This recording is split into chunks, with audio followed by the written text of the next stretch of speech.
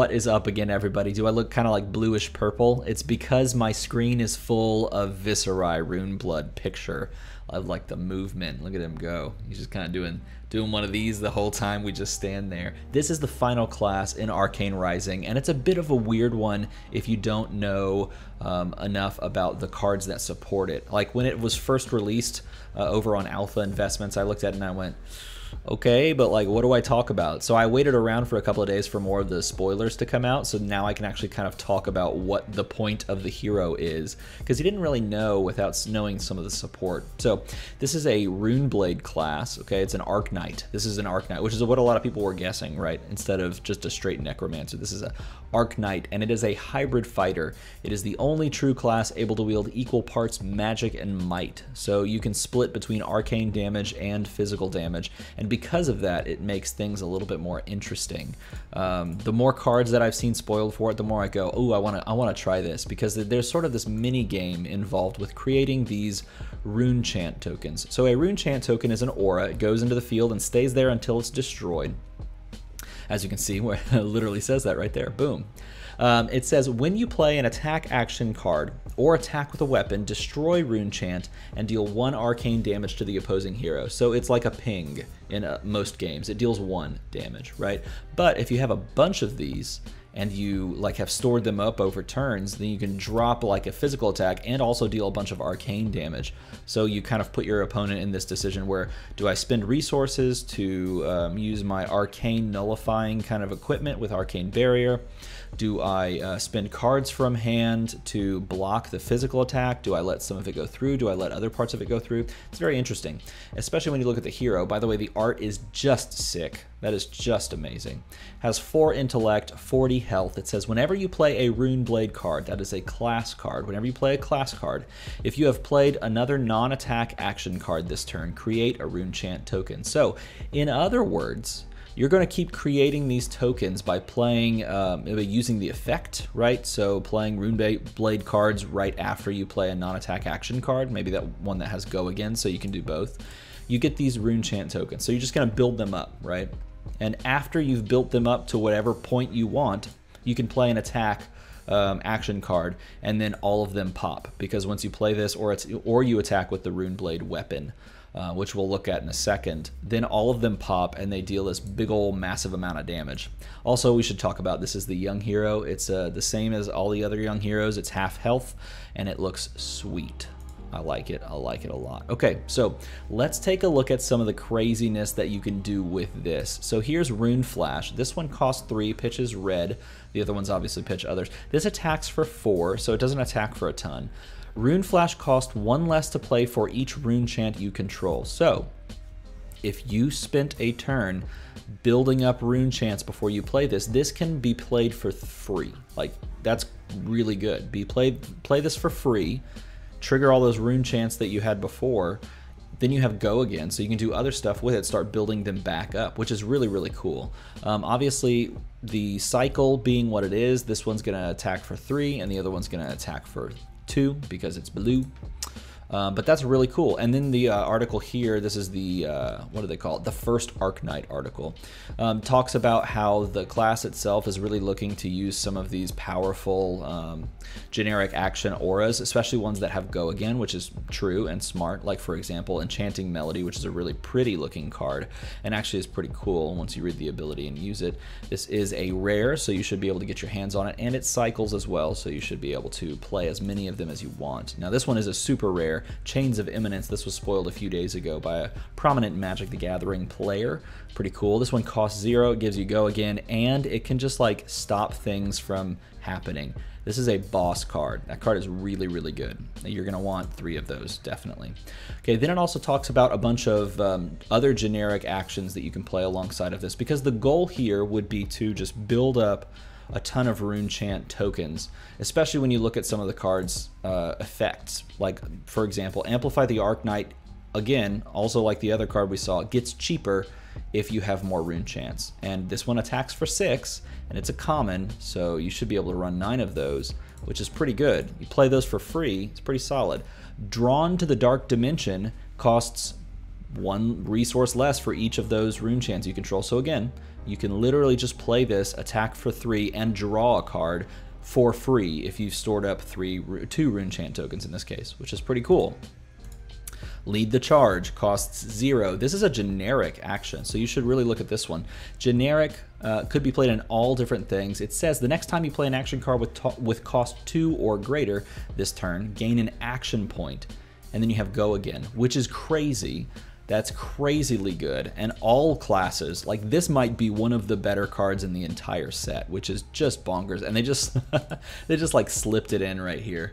I am so blue. Why am I so blue? That's really strange. They just slipped it in right here in the article, and then they talk about things like Pummel is really good for the class, and Slogism is really good for the class, because all of these action attacks, like this one cost 2, this one cost 3, and there's a few more that I'm going to throw. I mean, even these cost 3, and because those all cost so much, Slogism will buff them like crazy, give you Go Again, and it is an action that you play before you play an attack, so it will create a rune chant token.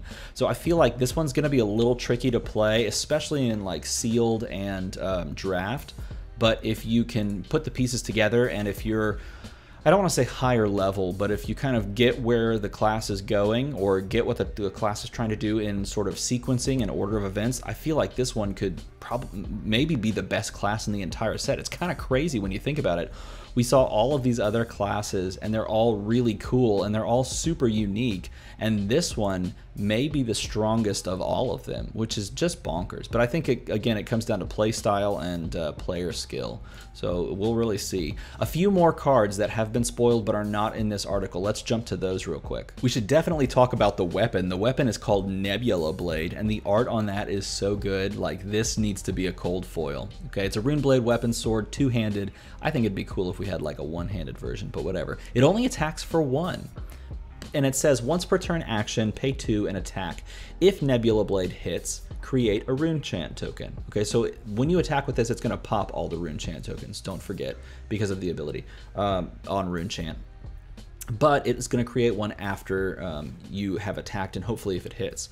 If you've played a non-attack action card this turn, Runeblade is going to get +3 attack until the end of the turn. So essentially, it's going to be attacking for 4 if you've kind of played the class as it wants to, where you're playing action cards to create these rune chant tokens, and you're playing like things that give you Go Again, and you're cycling, and you're playing, and then you just jam this, and it's attacking for 4, and it pops all those rune chants, and then it makes, you know, like arcane damage go forward while you're also pushing. I feel like that's really cool and also really powerful. Tome of the Arknight was also spoiled. This is a 1-cost pitching for blue. This is a super rare, so it doesn't come in the cycle.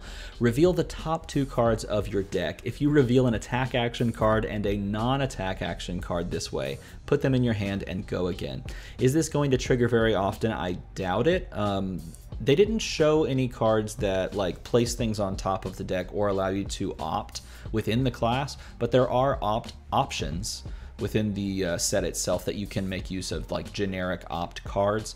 Whether or not this is worth running, I mean, it draws you cards, so if you can make it work, it's definitely worth running. But if it takes so much of an investment to actually make work, maybe people push it by the wayside. But still, drawing 2 cards and going again and giving you a rune chant token is pretty boss.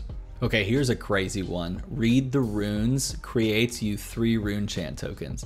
And then again, if you've done your homework, or if you've done your job right, because you're playing this Runeblade action, the hero ability goes off if you had played a card right before this that does that same sort of, meets that requirement for his hero power.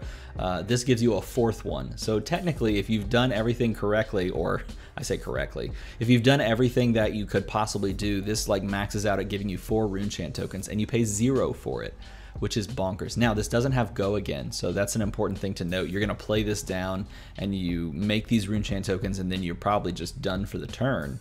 But that being said, I think there is going to be some sort of, it's like a mini game. Like, how many of these rune chant tokens do you want to hold and build up before you actually drop the bomb on them? So maybe you spend an entire turn just building these things up and not attacking, and making your opponent really decide how they're going to use their resources on their turn, or if you're playing against Wizard, if they're going to do stuff on your turn, and then decide, nah, I'm just not going to attack, I'm going to play this card instead. Read the runes, pops that down, creates more Rune Chant tokens, passes over to them, they do their stuff, and then back to you. You can decide, bam, now's the time I'm going to pop all these things and just try to push a bunch of bomb damage. So I think this is a really cool card to go along with that playstyle. And finally, the background on this was so cool, I didn't want to cut this card out. I forgot who spoiled this card, but they did a great job with the background and everything. Nice work. This one is crazy. The 9th Blade of the Blood Oath cost 9. It hits for 9.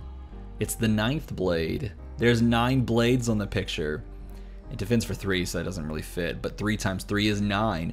And it says it costs 1 less for each rune blade or each rune chant, excuse me, you control. So if you have 5 of these, this costs 4, right? 5 rune chant tokens sitting out there. So this would be one of those cards that you would literally build up your rune chant tokens for, then passes back to you after you finish your turn. Your opponents finish their turn. Now is the moment. I'm going to pay 4 resources or 3 resources if you've somehow gotten 6 rune chant tokens.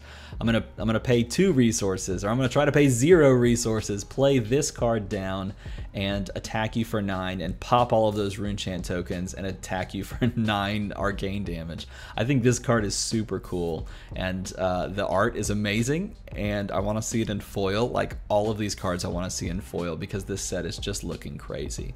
All of these cards look really fun, and knowing all 4 of the heroes and all 4 of the classes and how they all play so differently, I don't think I've ever been more excited for an expansion of any game ever. And I think the reason, I was thinking about this a lot, I think the reason that I'm more excited for this expansion for a game that I've played than, you know, any other is because I feel like when an expansion comes out, there may be like new mechanics, new keywords, but the game is fundamentally the same. And I feel like with this expansion and with these heroes, the game, while you're still just trying to kill your opponent, is so wildly different from the first set that it's all new and it's all exciting, and it's very intriguing to just mess with because it changes the way that you're going to play fundamentally on a very fundamental level. I think I'm really most excited for this more than any other card game or anything that I've played in a while.